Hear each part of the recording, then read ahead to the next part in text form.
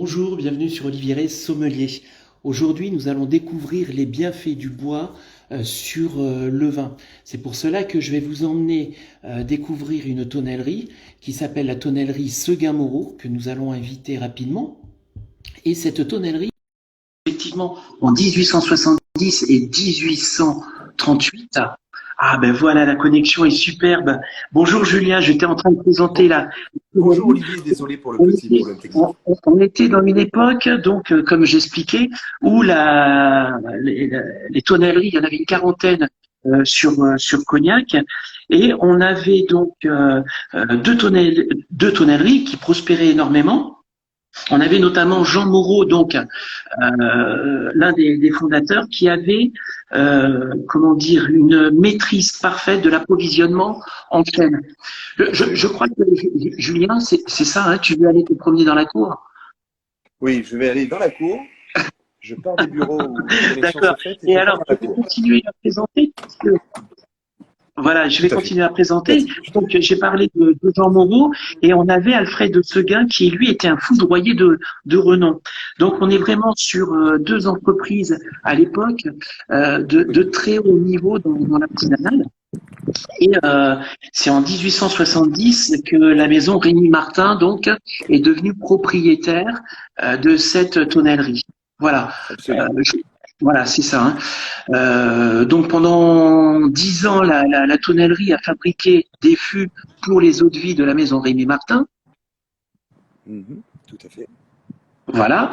Et après, dans les années 80, il y a une diversification et la maison Seguin-Moreau s'est ouverte sur le monde du vin, Absolument. avec Dans tout les un années processus 80, assez important. absolument. Dans les années 80, il y a eu un début de partenariat qui était exclusif à l'époque avec la faculté d'œnologie de Bordeaux, Oui. qui s'appelle aujourd'hui l'Institut de la vigne et du vin. On continue à avoir des docteurs, des thésards formés par le biais de Seguin-Moreau pour travailler sur la chauffe, pour travailler sur le bousinage, pour travailler sur l'essence de bois. Ça a été la force de Seguin-Moreau dans les années 80, qui a été l'inventeur du bousinage, on le verra après. Mais ça a permis effectivement de s'ouvrir sur le monde du vin. Absolument. D'accord. Donc là, Julien, je crois que tu vas te diriger vers l'atelier, puisque là, on est Absolument. dans la cour d'honneur. On est dans la C'est cour ça. d'honneur de Sur la le site, tonnellerie. Ouais, voilà. de Merpin, et ça me permet de dire qu'aujourd'hui, Seguin-Moreau, c'est 3 sites de production, donc la maison mère à Cognac, où je suis actuellement, hein, sur le site de Merpin, une autre petite tonnellerie en Bourgogne et une troisième petite tonnellerie à Napa. Donc D'accord. Donc, on peut dire que la maison Seguin-Moreau s'ouvre sur le monde. voilà, la maison Seguin-Moreau s'ouvre sur le monde. Nous vendons 75% à l'export, avec plus de 4500 clients en tout dans le monde. 4500. Donc, Absolument. il y en a forcément un qui nous regarde ce soir. Absolument. Ou en replay, bien entendu. Ou en replay, voilà, sans problème. Alors, c'est vrai que j'ai voulu, j'ai souhaité qu'on fasse ce live parce que beaucoup de personnes se disent, mais le vin, quel est l'intérêt de mettre du vin dans du bois? Qu'est-ce que le bois apporte au vin? Est-ce que ça l'améliore? Est-ce que c'est une finalité? C'est plein de questions comme ça que l'on peut se poser. Mais avant de se poser ces questions, il y a quand même un passage de fabrication et d'élaboration de la barrique qui est importante. Explique-nous un peu comment on choisit les bois, quel âge ont ces arbres, comment vous faites? Bien entendu. Alors, en définitive, nous travaillons avec plusieurs acheteurs en France qui sillonnent la France pour acheter des bois. Les arbres que nous prenons pour faire le bois à mérin, ce qu'on va appeler un mérin, hein, ce qui deviendra après une douelle, on le verra, euh, D'accord? ces arbres ont entre 120 et 180 ans. Euh, 120, 180. Absolument. La force aussi de Seguin-Moreau, en 2005, ça a été la première tonnellerie à avoir le label PEFC, qui garantit, si vous voulez, le renouvellement des bois et la pérennité et le côté durable de la forêt française. D'accord. Ça, c'est très important. Ces arbres sont ensuite transformés en mérins. Les Ouais. mérins, alors, attendez, je vais attraper. Ça va être des petits morceaux de bois qu'on va mettre sécher pendant 24 mois. avec un léger arrosage au début. Ça a été aussi créé par Seguin Moreau sur la proactivité, si vous voulez, de séchage du mérin. Mais alors, Julien, tu me parles de séchage, mais vous le mettez, il sèche où? Alors, il sèche dans le parc, dehors, sur tout le site. D'accord, Nous avons aussi, bien entendu, sur le site de Bourgogne, un site de séchage en Bourgogne, et à Napa, le site de séchage à Napa, bien entendu. d'accord. Voilà. C'est autour de 24 mois. Au bout de 24 mois, on considère que le bois est assez mûr, est assez mature, et il est parfait au niveau tanin, au niveau équilibre. On va le transformer ensuite en douelle. Donc, on va l'usiner. Et une fois Tu qu'il va viens de être dire quelque transformé en chose douelle, d'important. Julien, tu viens de dire oui, quelque chose d'important, c'est oui, que après, pendant la durée du séchage, le tanin va être plus équilibré. On va avoir un bois parfait pour élaborer une barrique. Donc, ça veut dire que quand le bois est juste débité et va dans la partie séchage, on a une puissance de tanin qui est très forte. une puissance très forte, et on appelle en général ce bois le bois vert. Alors, D'accord. il n'est pas vert de couleur, c'est plutôt le côté, comment dire, métaphorique. Il est vert Ouais. dans le sens où il n'est pas mûr. Comme un fruit, D'accord. il n'est pas mûr. Exactement. Et il a besoin de maturer, il a besoin de gagner en équilibre, il a besoin de gagner en suavité. Donc, on va le laisser sécher autour de 24 mois. Voilà. Alors, pendant la durée du séchage, c'est pas évident, hein, j'arrête pas de te dire. On va avoir une couleur du bois qui va changer, qui va devenir un peu grise, voire parfois un peu noire. Mais là, on sait que le bois est pratiquement, je dirais, comme tu disais tout à l'heure, à maturité pour passer sur l'étape suivante, qui est la barrique. Et la barrique, absolument. Ça Voilà. fait rebondir sur un point que j'ai omis de dire tout à l'heure. J'ai parlé de forêt. Seguin Moreau a été précurseur dans 2 domaines. Le domaine du tri des grains, ça sera d'ailleurs l'objet de la dégustation tout à l'heure, Olivier, qu'on aura tout Ouais. à l'heure. Mais surtout, et maintenant, puisque la gamme pour l'utilisateur, pour l'œnologue, pour le maître de chez, pour le château, est très éclectique et très large, aussi on travaille maintenant sur le potentiel œnologique du bois. Puisqu'on parlait justement de ces tanins. Seguin Moreau, depuis 9 ans, et ça fera peut-être l'objet d'un futur live, on pourra déguster à ce moment-là. Là, on va parler des grains, ça sera très intéressant, ne vous inquiétez pas. On est aussi précurseur avec la gamme Icône, où on peut déjà sélectionner sur la grume de bois, avant le séchage, avant la mise en barrique, selon des critères chimiques, selon des critères œnologiques, un profil de la barrique en fonction du profil recherché du bois. Alors attends, pour la personne qui nous regarde, qui est novice dans tout ça, ça veut dire que vous faites des recherches en amont sur le bois quand vous allez, Couper comment dire, l'arbre. le sélectionner, et de l'autre côté, vous avez le vigneron qui Oui, lui va travailler, élever sa vigne, et exactement. dans sa tête, au final, il sait ce qu'il veut obtenir à la sortie de la bouteille. Voilà. Donc, Est-ce qu'il c'est-à-dire que veut un d'un vin? côté, on va travailler les arômes, le fruit, l'élevage du vin, Exactement. mais le mariage avec le bois va Voilà. compléter la finalité du vin. Absolument. Absolument. D'accord. C'est absolument ça. Donc, Donc, c'est-à-dire que chaque bois, excuse-moi Julien, vas-y, chaque vas-y. bois, on parlait du grain tout à l'heure, si je comprends bien, c'est que chaque chêne que vous sélectionnez n'est pas identique, la fibre n'est pas identique. Absolument. Absolument. Il y a D'accord. bien entendu une différence entre les forêts, mais nous, on s'est attaché à trouver la différence entre les grains. Parce qu'entre 2 individus d'une même forêt, il peut y avoir 2 individus totalement différents. Donc, l'histoire, au tout début, avant cette gamme Icône de sélection analytique, c'était une sélection par grains. Et c'est ce qu'on va déguster aujourd'hui, avec des grains mi-fins, qui vont amener Ouais. certaines puissances au vin, on le verra, des grains mi-fins et des grains extra fins. Alors, on le fera voir plusieurs fois s'il faut, mais je vais quand même essayer pour bien faire comprendre ce que nous faisons découvrir aujourd'hui. C'est-à-dire que là, on va être sur le grain fin. On le voit très bien là, ici sur comment on peut appeler ça, les veines du bois. Absolument. Hein. Ensuite, le grain moyen qui va se trouver au milieu. On voit, regardez, on voit bien la différence. Et ensuite, on a le gros grain qui est tout à fait en haut. Voilà, ils sont tous les trois au même niveau pratiquement, et suivant la taille du grain, on obtient des On n'aura arômes pas le et même apport. On n'aura pas le même apport dans le vin après l'élevage. Absolument.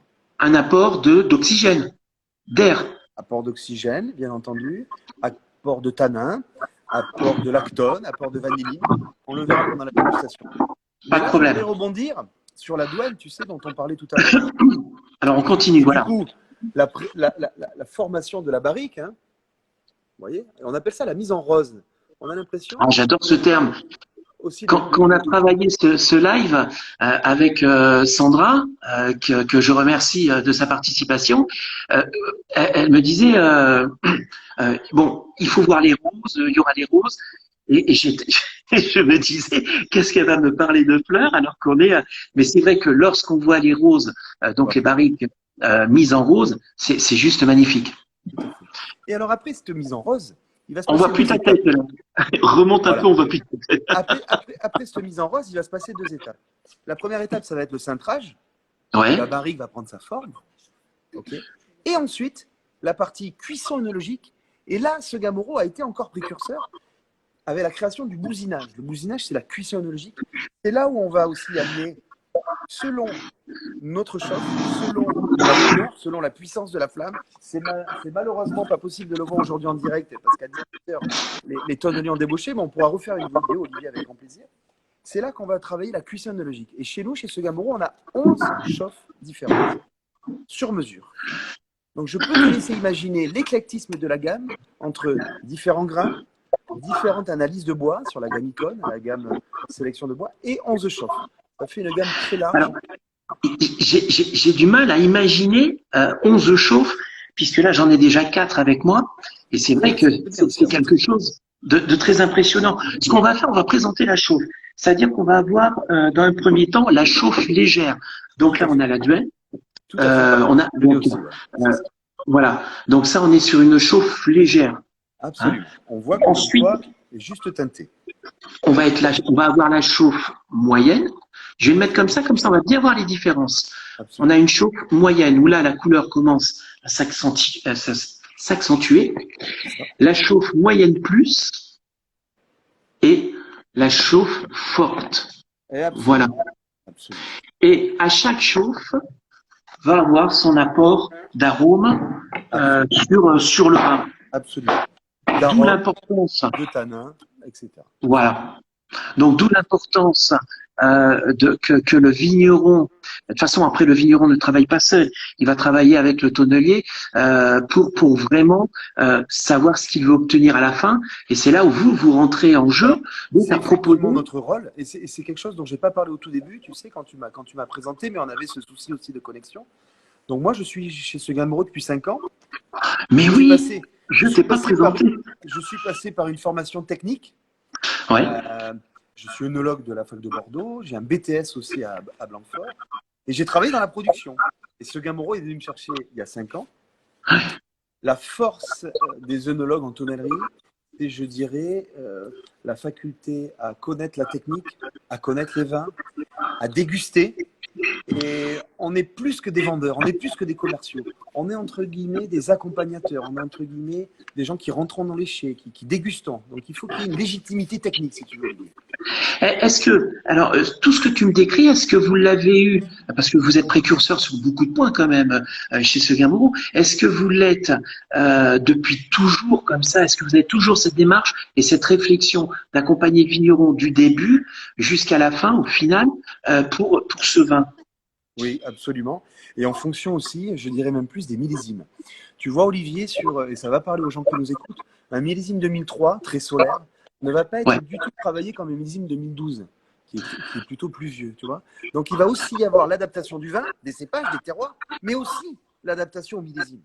Et ça, vraiment, sur l'élevage qu'on veut faire et le respect du fruit de son vin, parce que c'est quand même incroyable, le travail qui est en amont avant de le mettre en barrique, le respect le plus total doit être accompagné, doit être suivi. Et c'est vrai qu'on a toujours suivi, on a une équipe commerciale très technique, très disponible et qui a beaucoup de formations aussi tous les ans pour se remettre à niveau sur la dégustation, sur les tanins, sur les... Voilà, tout à fait.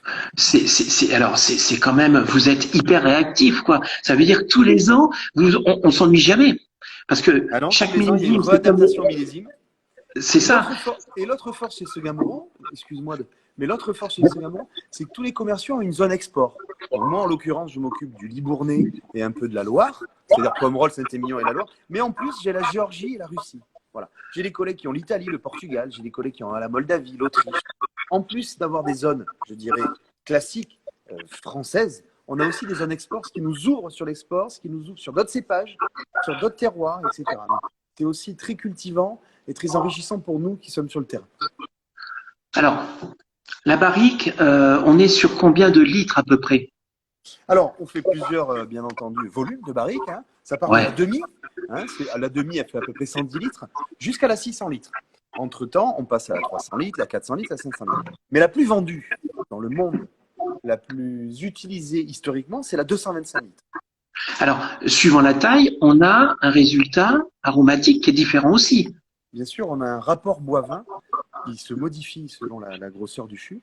Donc, bien entendu que dans une demi-barrique, on aura un apport du vin beaucoup plus important que dans une barrique de 600 litres. Voilà. Et le juste équilibre, c'est vraiment la 225.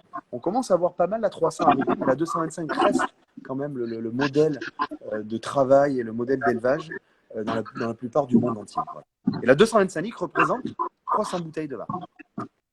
D'accord. Donc là, c'est pareil. On a, suivant la taille, on a un apport donc d'oxygène de différents. On a des tanins qui sont plus ou moins adoucis. On a un vieillissement qui est très différent sur. On a une complexité aromatique, je dirais, qui va être complètement différente. Absolument, absolument. Et ça permet aussi au vigneron, en plus de choisir son grain, sa chauffe, ça va aussi lui permettre de choisir l'apport du bois qu'il veut faire. On va faire un petit clin d'œil à nos amis québécois et notamment à Jessica Arnois, qui est une grande sommelière là-bas, en lui faisant voir le vin mystère, puisque le vin mystère, il va pas l'être longtemps, puisque nous allons déguster le château Lagrange 2018. Et là, ce qui va être très intéressant, c'est que on va avoir le même millésime avec je dirais un passage en fût avec des grains différents. Voilà. Et ça, c'est quelque chose vraiment de superbe.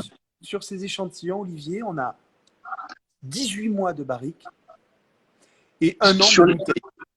D'accord. Donc là, sur les trois que l'on va déguster, 18 mois et un an de bouteille. Voilà.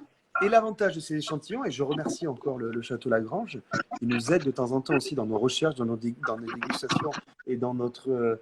Dans le but aussi de rester toujours, comment dire, répétable. C'est ça aussi la force de livre sur sa qualité. Là, on a travaillé un grain mi-fin, un grain fin et un grain extra fin. Donc, on va pouvoir déguster, Olivier. Alors, là, on va prendre le premier, donc dit le classique. Voilà. La barrique classique, ce Gamoro, absolument, c'est le grain mi-fin chez nous. Voilà. On est, juste pour le dire, pour que l'essai soit vraiment facile, pour qu'on ait vraiment un effet du grain du bois, on est sur la même chauffe. Hein. Ça, c'est important. Les trois bouteilles, c'est la même chauffe. C'est une chauffe moyenne longue. D'accord. Donc, ce serait celle-ci. Non, celle d'en dessous. Au-dessous. Moyenne longue. D'accord. Ok. Donc là, on a un apport d'arôme quand même qui est important aussi. Alors moi, le premier nez, j'ai un nez de cacao. Je ne sais pas toi, Olivier. Je vais laisser parler maintenant le sommelier, Olivier. C'est gentil. Alors, moi, déjà, je suis cacao, je suis menthol. Alors, au nez déjà, j'ai une très grande finesse, une belle délicatesse.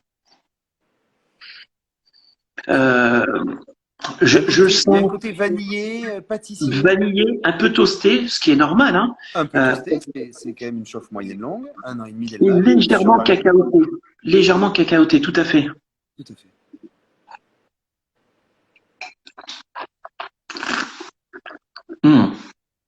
Voilà.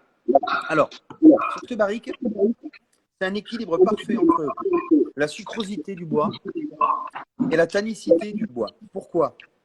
Plus un grain est fin, plus il va sucroser le vin, plus il va l'enrober.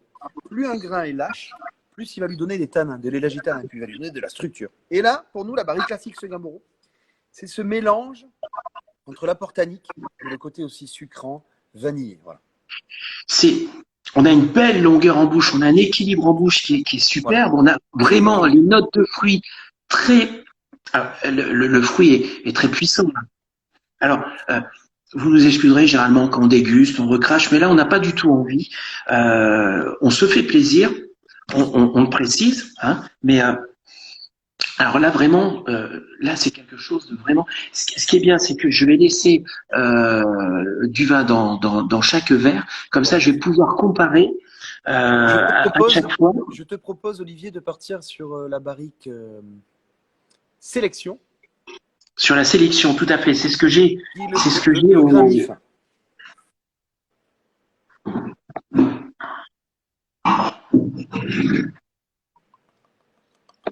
Alors, pour moi, là, le nez est différent. On a un nez qui est. On a de la noisette. On sent plus alors, torréfié. Oui, On a vraiment des un notes. peu plus café, un peu plus Voilà, clarifié, plus café. absolument. Hum. Et on a plus de structure. Il y a une fraîcheur. Il y a une Voilà, puissance. ça donne une fraîcheur, une puissance. Voilà. Et qu'est-ce que ça va permettre, en l'occurrence là au Château Lagrange, mais qu'est-ce que ça va permettre au maître de chez, à l'œnologue, au vigneron? Ça va lui permettre d'assembler.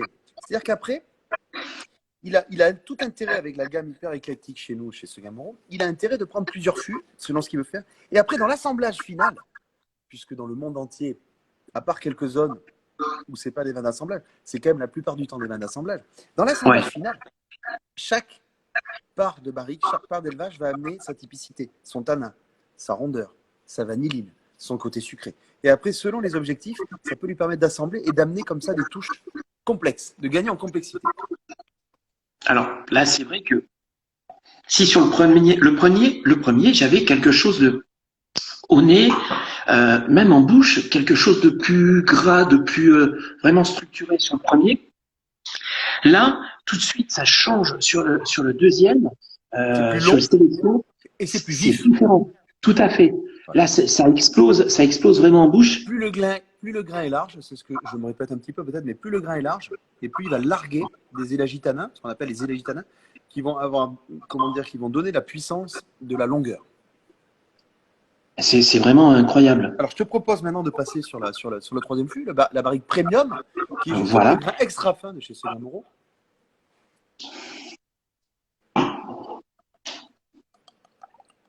Alors déjà, là, c'est à nouveau différent aussi.